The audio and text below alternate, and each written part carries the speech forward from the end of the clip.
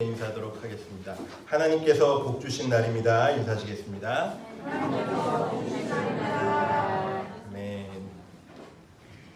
하나님 주신 복과 은혜 가운데 충만한 하나님의 기쁨이 차고 넘치는 복된 주일 되시기를 주님의 이름으로 축복합니다. 우리가 계속 봐왔듯이 복음의 본질은 하나님의 나라였습니다. 물리적이고 어떤 지리학적인 개념이 아니라 하나님의 통치하심을 이야기한다라는 것들을 우리가 나눴습니다. 만일 우리가 하나님을 우리의 삶의 왕으로 모시고 그 통치하심 가운데 거하면서 하나님의 말씀에 순종하고 우리가 진정으로 예배하는 삶을 산다면 하나님의 나라는 우리의 삶 가운데 임하는 것입니다. 복음의 핵심은요, 예수님을 믿고 하나님 나라의 백성이 되어서 하나님의 통치하심을 받으며 기쁘게 살아가는 것입니다. 예수님을 온전히 믿는다는 것은 하나님의 통치하심 가운데 들어가는 것이고 하나님의 다스리심을 받으며 살아가는 것을 의미합니다. 그렇기 때문에 예수님을 믿고 하나님의 통치하심을 받으며 살라는 이 메시지를 가장 잘 선포한 분이 누구실까요? 바로 예수님이십니다. 예수님의 삶을 추적해보면 하나님 나라 중심으로 살아가셨던 예수님의 모습들을 볼 수가 있습니다. 예수님은 지속적으로요, 복음을 선포하셨고 복음을 선포하실 때 그 중심 메시지는 하나님의 나라가 있었습니다. 복음서를 통해서 우리가 보면 예수님이 하나님 나라에 대해서 얼마나 많이 말씀하셨는지를 알 수 있습니다. 예수님의 행적을 통해서 예수님의 삶을 좀 바라보면서 오늘 세 가지 영역에서 좀 구체적으로 보기를 원합니다. 첫째는 예수님의 메시지고요. 둘째는 예수님의 비유고 셋째는 예수님의 기적입니다.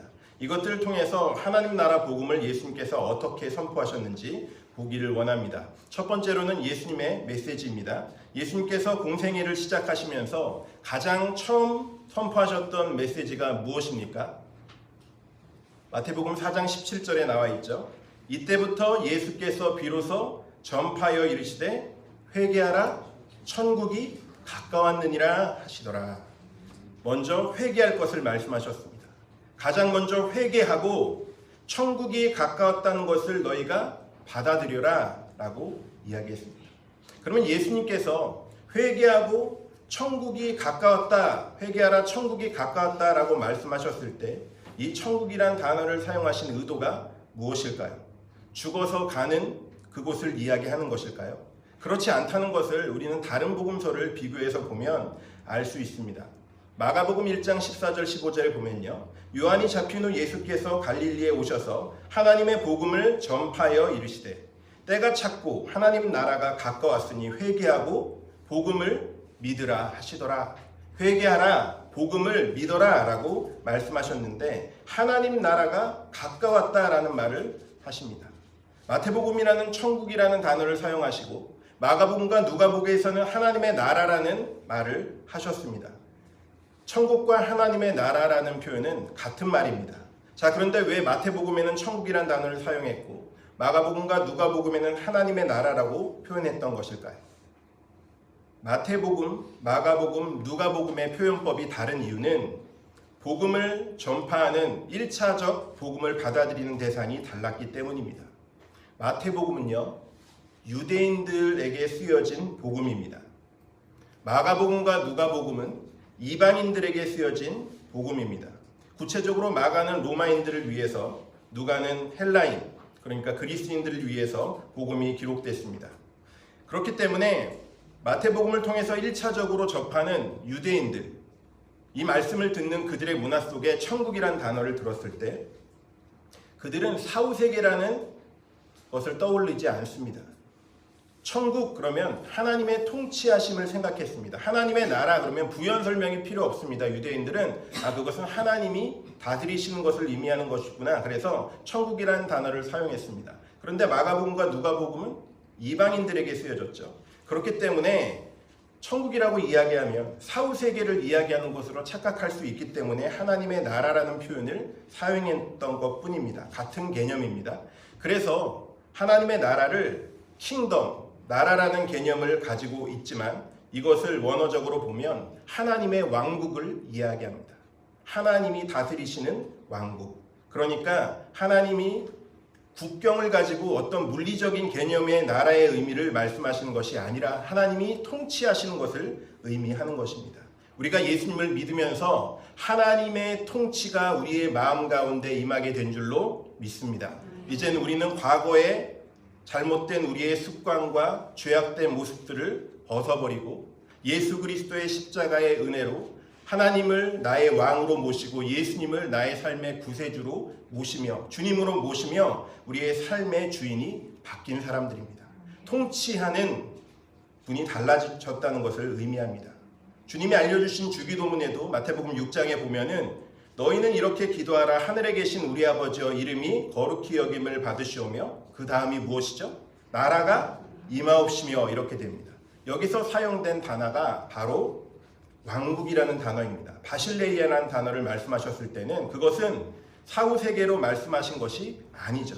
사후세계로 말씀하셨으면 주님의 주기도문의 내용이 좀 이상해집니다. 하나님의 나라가 임한다는 것이 사후세계가 이 땅에 임하게 해주십시오 이렇게 기도하는 꼴이 되기 때문에 그렇습니다. 그렇기 때문에 예수님이 의도하신 바는 하나님의 통치하심과 다스리심을 그것을 주기도문을 통해서도 우리는 알 수 있습니다. 그러니까 모든 세계와 나라와 민족이 하나님의 주권에 순종하게 되기를 원합니다. 하나님의 말씀을 따라 살게 하여 주십시오. 하나님을 예배하는 세상이 되게 하여 주십시오. 그것이 나라가 임하옵시오 라고 말씀하시는 예수님의 말씀의 의도입니다. 그렇기 때문에 예수님께서 이런 부분들을 오해가지 않도록 설명해 주고 계신 것입니다.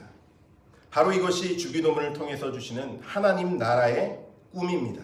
그러니까 한마디로 요약하면 천국이란 단어와 하나님의 나라란 단어는 같은 말이다 이렇게 생각하시면 됩니다. 그러니까 예수님의 첫 번째 메시지 가운데서 회개하라, 천국이 가까웠다, 하나님의 나라가 가까웠다라고 이야기하신 것이 어떤 의미인지 아시겠죠?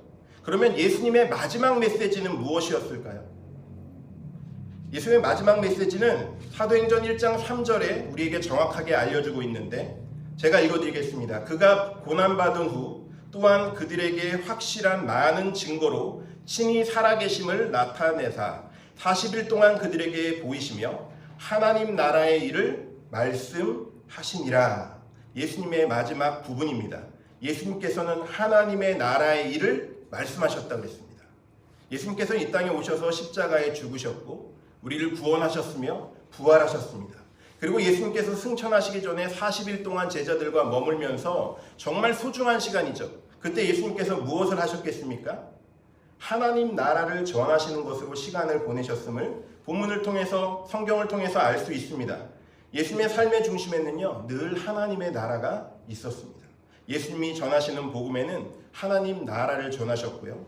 예수님의 첫 번째 메시지가 하나님의 나라였고 예수님의 마지막 메시지도 하나님의 나라입니다. 그래서 예수님의 모든 공생애 동안에 예수님이 선포하신 복음은 철저히 하나님 나라의 복음이었던 것입니다. 자, 이제부터 우리가 몇 가지 구절을 좀 들으면서 여러 가지 하나님 나라 중심을 예수님께서 어떻게 전하셨는지 좀 확인하기를 원하는데요. 마태복음 4장 23절 말씀을 제가 읽어드리겠습니다. 예수께서 온 갈릴리에 두루 다니시며 그들의 회당에서 가르치시며 천국 복음을 전파하시며 백성 중에 모든 병과 모든 약한 것을 고치시니 이렇게 되어 있습니다. 천국 복음을 전파하셨다라고 기록되어 있습니다. 오늘 본문 말씀도 마찬가지죠. 마태복음 9장 35절 예수께서 모든 도시와 마을에 두루 다니사 그들의 회당에서 가르치시며 천국 복음을 전파하시며 이렇게 되어 있습니다. 예수님께서는 이 땅에 오셔서 천국 복음을 전파하셨습니다. 그럼 천국 복음이 무엇입니까? 하나님이 통치하신다는 것입니다. 하나님이 다스리시는 것이고 하나님의 나라를 선포하신 것입니다. 누가복음으로 가보겠습니다. 누가복음 4장 43절에는 예수께서 이르시되 내가 다른 동네에서도 하나님 나라의 복음을 전하여 하리니 나는 이 일을 위하여 보내심을 받았노라 하시고 예수님께서 무슨 일을 위해서 보내심을 받았다고요? 하나님 나라 복음을 전해야 하는 이 일을 위해서 내가 보내심을 받았다라고 하나님의 보내신 목적에 대해서 분명히 말씀하고 계십니다.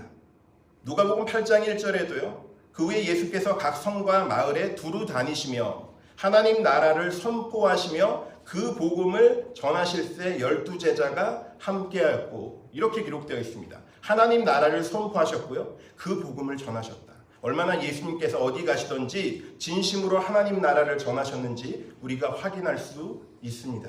이 복음의 메시지는요, 철저히 하나님 나라 중심으로 전파되었습니다. 예수님 자신이 다음과 같이 말씀하지 않으셨습니까? 하나님 나라의 복음을 전하기 위해서 내가 보냄을 받았다, 이렇게 말씀하십니다.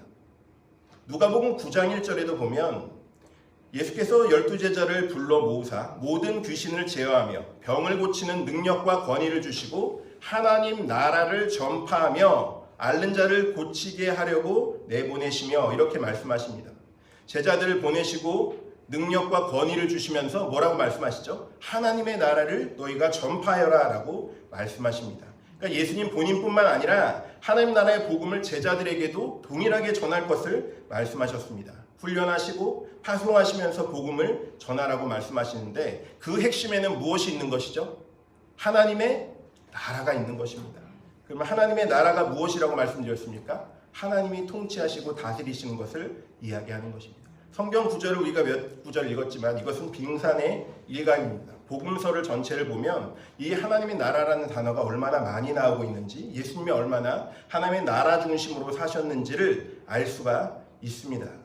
두 번째, 예수님의 비유를 통해서 한번 보겠습니다. 예수님이 비유를 통해서 말씀하시는데 30개가 넘는 비유가 등장합니다. 이 복음서에서 예수님께서 비유를 통해서 무엇을 말씀하려고 하셨을까요? 몇 가지를 좀 보기를 원합니다. 하나님 나라의 복음을 알려주시기 위해서 예수님께서는 비유를 드셨는데요. 대부분의 비유가 이렇게 시작이 됩니다. 한번 따라 하시겠습니다. 천국은 마치, 천국은 마치, 하나님의 나라는 마치 이와 같다라고 시작되는 것이 비유의 시작입니다. 하나님의 나라를 강조하시는 예수님의 음성을 들어보십시오. 겨자씨의 비유는 이렇게 시작합니다. 천국은 마치 사람이 자기 밭에 갖다 심은 겨자씨 한 알 같으니, 천국이라는 단어를 통해서 말씀하고 계십니다. 알곡과 가라지의 비유도 마찬가지입니다. 천국은 좋은 씨를 제 밭에 뿌린 사람과 같으니, 천국은 마치 무엇과 같다. 밭에 감추인 보화의 비유도 천국은 마치 밭에 감추인 보화와 같다라고 계속적으로 예수님께서 말씀하시며 똑같은 패턴으로 계속 비유를 통해서 우리에게 알려주십니다. 그러면 우리가 한 가지를 알 수 있습니다. 예수님의 관심사가 무엇이셨습니까? 하나님의 나라였음을 알 수 있습니다. 하나님의 통치가 이 땅 가운데 이루어지기를, 우리의 삶 속에 하나님의 다스리심이 온전히 이루어지기를 원하셨던 것입니다.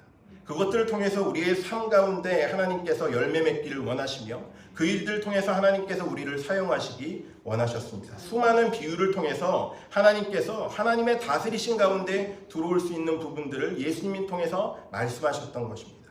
그러면 예수님의 기적을 한번 보겠습니다. 우리가 한번 생각해 볼 예수님의 기적은요, 수많은 기적이 있었지만 특별히 이 기적을 일으키신 이유가 무엇일지를 먼저 생각하며 다음 말씀으로 보도록 하겠습니다. 왜 예수님께서는 기적을 일으키셨을까요? 당시에 있던 사람들의 필요를 채우시고자 하심도 있었겠지만 그것은 궁극적인 목적이 아닙니다. 궁극적인 이유는요, 이제 눈치채셨을 것 같은데 뭘까요? 그 이유가 뭘까요? 하나님의 나라를 선포하시는 것이었습니다. 기적을 일으키신 이유도 하나님의 나라를 선포하셔서 결국은 예수님의 하나님 되심을 드러내고자 하심이었습니다. 모든 기적을 통해서 예수님께서는 하나님의 뜻을 선포하셨습니다. 예수님께서 하나님이시기 때문에 하나님이신 그분께서 통치하시는 그 우리의 삶의 모든 부분들이 주님을 통해서 우리의 결핍과 부족함과 모든 부분이 다스려지고 통치가 일어난다는 것을 주님께서는 말씀하고 계신 것입니다. 기적 중 몇 가지를 좀 보겠습니다. 마가복음 2장에 나오는 기적이죠. 중풍병자가 걷게 되고 나병 환자가 치유함을 받게 되는 기적들을 통해서 우리는 알 수 있습니다. 예수님이 가는 곳마다 지체장애인들이 일어나고 시각장애인들이 눈을 뜹니다. 심지어 죽은 사람도 일으켜서 예수님께서 세우십니다. 예수님께서 병을 고치신 이유가 무엇일까요? 물론 그 고통 가운데서도 건져내시기 위한 목적도 있지만 궁극적인 목적은요, 하나님의 나라를 선포하기 위함이었습니다. 마가복음 2장에 보면은 중풍병자를 일으켜 세우시는 예수님의 기적을 보게 됩니다. 여기서 주변에 있던 사람들이 불편할 만큼 예수님께서 분명히 바리새인과 서기관들이 분노할 만큼의 어떤 이야기를 하십니다. 뭐라고 말씀하시냐면 소자야 내 죄사함을 받았느니라 라고 말씀하십니다. 왜 바리새인들과 서기관들이 분노했을까? 이 얘기를 듣고 어떤 인간도 죄사함의 권한을 갖고 있지 않기 때문입니다. 이것은 하나님의 영역인데 하나님만이 죄를 용서하실 수 있는데 병자를 향해서 내 병이 치유되었다라고 선포하는 것이 아니라 내 죄사함을 받았노라 라고 먼저 말씀하시는 것들을 통해서 그들이 분노하였던 것입니다. 왜 예수님은 그렇게 하셨을까요? 예수님이 하나님이심을 말씀해 주셨던 것입니다. 그러니까 그들은 신성 모독죄로 예수님을 간주하려고 했던 것입니다. 목수의 아들이 하나님과 네가 동급 취급을 할 수 있어? 이런 의미죠. 그러나 예수님께서는 의도적이고 고의적으로 이 병고침의 기적을 통해서 예수님의 하나님 되심을 드러내셨습니다. 동시에 예수님이 하나님이시기 때문에 이 모든 일들 가운데 질병의 고통을 물리치는 것을 보여주셨습니다. 그것들을 통해서 육신적인 질병뿐만 아니라 우리의 영혼이 구원받을 수 있음을 보여주셨습니다. 하나님이 통치하시는 곳에는요, 하나님의 이런 역사와 은혜들이 있습니다. 우리가 이 땅을 살아가면서 결핍과 연약함의 문제들이 있습니다. 그렇지만 예수 그리스도 앞에 우리가 이 부분들을 가지고 나오면 주님의 은혜와 역사를 통해서 하나님의 해결이 우리의 삶 가운데 임하게 되는 것을 보게 되는 것입니다. 예수님께서는 하나님의 나라의 능력을 보여주기를 원하십니다. 두 번째, 반드시 다뤄야 되는 기적이 있습니다. 사복음서에 다 기록되어 있는 기적인데요. 무엇일까요? 오병이어의 기적입니다. 얼마나 중요하게 사복음서에 다 기록되어 있을까? 보리떡 5개와 물고기 2마리로 남자만 5,000명이 먹었습니다. 적어도 2만 명에 달하는 사람들이 먹었을 것 같은 이 사건, 이 일, 하나님 안에서만 가늠되는 일입니다. 질문을 해보겠습니다. 예수님 왜 오병이어의 기적을 행하셨을까요? 단지 그들이 배고프니까 한 끼를 제공하시기 위해서 하셨을까요? 이제 답을 찾으실 수 있겠죠? 무엇을 위해서죠? 하나님 나라의 일을 나타내고자 하심입니다. 배고픔의 문제에 직면해 있는 그들에게 음식을 제공해 주는 것은 부수적인 것입니다. 궁극적으로 예수님께서 왜 오병이어의 기적을 일으키셨냐면 요한복음 6장에 분명히 예수님께서 말씀하십니다. 나는 하늘에서 내려온 생명의 떡이다, 이것을 말씀하십니다. 그러니까 예수님께서는 생명의 근원 되심을, 생명을 불어넣어주는 분이심을 그들에게 말씀하시면서 내가 하나님이다, 이 사실을 말씀해 주고 계시는 것입니다. 내가 하나님이고 내가 생명의 근원이기 때문에 너희는 하나님의 통치 가운데 들어와야지 사는 것이다. 너희의 결핍과 너희의 근본적인 죄의 문제들이 해결되는 것이다. 나의 앞으로 나와라, 이것을 말씀해 주시는 것입니다. 우리가 예수님 안으로 들어가지 않으면 이 부족함의 문제에 허덕일 수밖에 없습니다. 여전히 결핍되고 해결되지 않은 문제 가운데 고통당할 수밖에 없습니다. 하지만 무한대이신 하나님께 나아갈 때 우리의 삶의 결핍의 문제들이 해결되는 것을 우리가 경험하게 되고 진정 우리가 영적인 자유와 은혜들을 누리고 있음을 깨닫게 되는 것입니다. 그렇기 때문에 오병이어의 사건을 기록하고 있는 마태복음 14장 20절을 보면요, 어떤 의미 있는 한 구절이 등장합니다. 다 배불리 먹고 남은 조각을 모으니 12바구니에 가득 차더라. 이것을 굳이 기록해 놓은 이유가 무엇이겠습니까? 배불리 먹었으면 먹은 것이지 이만큼 많이 남았다라고 성경이 기록해 놓는 이유가 무엇이겠습니까? 예수님이 통치하시는 세상은요, 예수님이 주인 되시고 다스리시고 왕이 되시는 그곳에는 이런 결핍의 문제들이 간신히 해결받는 것이 아니라 하나님께서 채우시는 은혜의 역사들로 풍족한 은혜로 차고 넘치게 된다는 것을 보여주시는 것입니다. 이것은 물질적인 것을 이야기하는 것만은 아닙니다. 우리의 삶 가운데서 경험할 수 있는 예수님의 풍성한 은혜와 역사들은 오병이어의 기적을 통해서 하나님 나라의 복음으로 연결되고 있습니다. 마지막으로 마가복음 4장에 가보면요, 풍랑을 만나는 제자들과 예수님을 만날 수 있습니다. 우리가 아는 것과 같이 제자들은 어부 출신이 많습니다. 고기잡이 하면서 잔뼈가 굵은 사람들이죠. 풍랑을 만났을 때 어떻게 해야 되는지 그들은 잘 알고 있었습니다. 예수님은 배에서 주무시고 계셨죠. 자신들의 좋은 경험과 지식을 동원해서 광풍 밖으로 빠져나가려고 하는데 빠져나갈 수가 없었습니다. 그러니까 어찌할 수 없는 인생의 문제 가운데 제자들이 부딪히게 되었습니다. 예수님을 그제서야 흔들어 깨웁니다.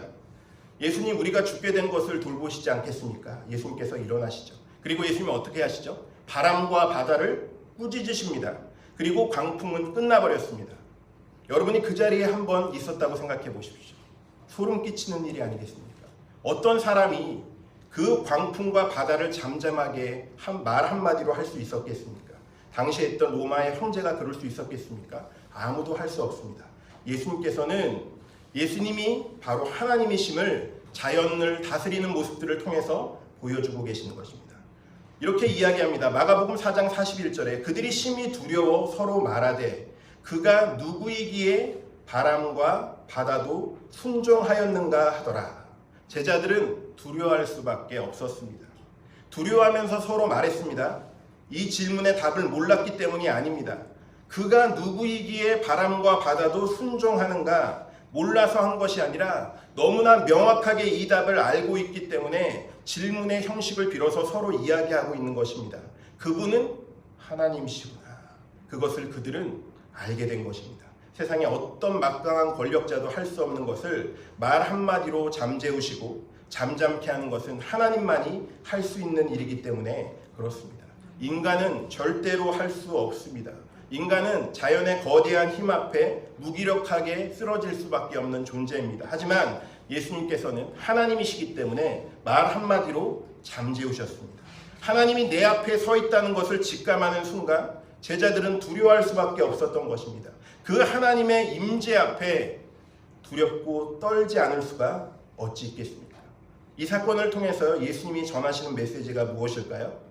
하나님이신 예수님께서 통치하실 때 비로소 우리의 삶에 있는 폭풍과 풍랑의 문제가 광풍이 어떻게 될 수 있다는 것이죠? 잠재워질 수 있다는 것을 예수님께서 보여주시는 것입니다. 오직 하나님이신 예수님만이 통치하실 때 우리의 삶의 고통의 문제와 모든 폭풍과 잠잠해지며 참된 평안과 참된 생명을 우리가 드디어 맛볼 수 있게 된다는 하나님의 나라의 복음을 전파하고 계시는 것입니다. 오늘 여러분에게 한 가지 중요한 질문을 던지고 싶습니다. 여러분 정말 이 하나님 되신 예수님을 만나셨습니까? 그저 나에게 천국행 티켓만 주어주는 옆집에 마음씨 좋은 아저씨로 예수님을 생각하고 계시지 않습니까? 예수님께서 정말 만왕의 왕이 되시고 내 삶을 다스리시고 우주를 통치하시며 하나님의 놀라우신 역사 가운데 그 일들을 하고 계심을 여러분 정말로 믿으십니까? 정말로 예수님의 통치하신 가운데 살아가고 계시다면 우리의 삶에서 그 증거가 드러나야 될 것입니다. 예수님을 온전히 진실되게 믿은 사람들의 삶 가운데서는 그런 열매들이 맺혀지기 때문에 그렇습니다. 우리의 삶의 인격의 열매들과 또 성령의 열매들을 맺게 되고 또 하나님께서 기뻐하시는 일들을 늘 생각하며 우리의 삶의 변화가 일어나기 시작합니다. 사람마다 조금씩 그 속도가 다를 수도 있습니다. 상황과 양상이 다를 수도 있습니다. 그러나 아무런 변화도 일어나지 않는 것은 있을 수 없는 일입니다. 예수님을 진정으로 나의 삶의 구주와 주님으로 영접하였다면 하나님의 통치하신 가운데 들어가 있다면 우리의 삶의 변화들이 있기 시작합니다. 우리의 삶 속에서 성령의 열매를 맺고 계십니까? 사랑과 희락과 화평과 오래 참음과 자비와 양성과 충성과 온유의 절제의 열매를 우리는 맺고 있습니까? 늘 점검해야 할 것입니다. 우리 모두가 다 예외 없이 다 이 성령의 열매를 맺고 있는지 우리는 점검해야 될 것입니다. 예수님은요, 우리 온 우주의 창조주이시고 광대하신 전능하신 하나님이십니다. 그 만왕의 왕이신 분과 정면으로 맞닥뜨리면 우리의 삶 가운데 놀라운 변화들이 일어나기 시작한다는 것입니다. 물론 우리가 이곳에서 다 답을 할 수 없습니다. 내 삶이 이만큼 변했는데요. 저는 예수님 믿고 교회에 열심히 다니게 되었습니다. 이렇게 봉사하게 되었습니다. 라고 이야기할 수 있지만 그러나 예수님을 나의 삶의 왕이요 주인으로 모신다는 것이 단지 일주일에 한 번 교회에 나가는 것, 봉사하는 것, 그 정도 수준에 머물러 있는 변화일까요? 그것은 아닐 것입니다. 나의 마음의 모든 말과 내 모든 생각과 내 삶이 예수 그리스도를 닮아가는 것, 이런 총체적인 변화가 우리의 삶에 일어나야 할 것입니다. 우리가 연약함이 있습니다. 부족함이 있습니다. 그러나 그것을 핑계 삼지 아니하고 하나님께서 우리를 부르신 그 부르심에 합당하게, 때로는 시간이 좀 걸릴 수도 있고 때로는 연약함에 자꾸 넘어질 수도 있고 낙심될 때도 있지만, 예수님을 영접하고 바로 그 다음 날부터 성자로 거듭나는 것은 아니지만, 그러나 우리의 삶 가운데 인격의 열매를 맺으며 성령의 열매를 맺으며 하나님이 기뻐하시는 것들을 온전히 감장하며 점점 주님이 기뻐하시는 삶의 모습으로 나아가야 할 것입니다. 우리가 이 질문 앞에 다시 한번 대답 한번 하기를 원합니다. 여러분은 정말로 예수님을 만나셨습니까? 예수님을 인격적으로 만남이 있으셨습니까? 그렇다면 정말로 예수님이 내 삶의 구세주와 나의 삶의 주님으로 내 삶을 통치하시는 왕으로 영접하셨다면 우리의 삶 가운데 주님의 다스리심이 있는 축복이 있기를 예수님의 이름으로 축복합니다. 예수님을요 나의 삶에 하나님으로 받아들이고 나의 삶의 주인으로 모셔드리면요 우리는 결단하게 되어 있습니다. 예수님의 원하시는 삶의 모습들을 닮아가기를 원하는 것입니다. 하나님의 나라는요 예수님이 통치하시는 것이기 때문입니다. 하나님의 나라는요 세상이 줄 수 없는 참된 평안과 생명을 주는 놀라운 나라이기 때문입니다. 세상이 줄 수 없는 행복을, 말로 표현할 수 없는 은혜와 기쁨과 행복을 주는 것이 바로 하나님의 통치하심이 일어나는 곳에서 일어나는 역사이기 때문에 그렇습니다. 그래서 세상을 바라보며 끊임없이 비교하며 세상을 부러워하는 것이 아니라 롯과 같이 자꾸 뒤돌아보며 세상을 부러워하는 삶의 모습이 아니라 하나님께서 기뻐하시는 은혜의 모습으로 하나님의 나라를 바라보며 그곳에 소망을 두며 그곳에 참된 안식이 있음을 깨닫고 그곳을 바라보게 되는 복된 삶을 살아가시는 우리 한빛 가족들 되시기를 예수님의 이름으로 축복합니다. 기도하겠습니다. 참 좋으신 아버지 하나님 감사합니다. 오늘도 예수님 앞에 우리가 섭니다. 복음 앞에 섭니다. 하나님, 나의 혜택을 위해서, 천국행 티켓을 위해서 예수님을 믿기 위해 나오는 삶의 모습이 아니라 만왕의 왕이시고 만주의 주 되시는 우주의 창조자 되시는 우리의 삶을 다스리시는 심판주 되시는 예수 그리스도 앞에 우리의 삶을 온전히 내어드리고 하나님의 통치하심 가운데 거하는 복된 삶으로 서는 우리의 모든 삶이 되도록 우리 한빛교회 귀한 지체들을 축복하여 주시옵소서. 우리 구주 예수 그리스도의 이름으로 기도드립니다. 아멘.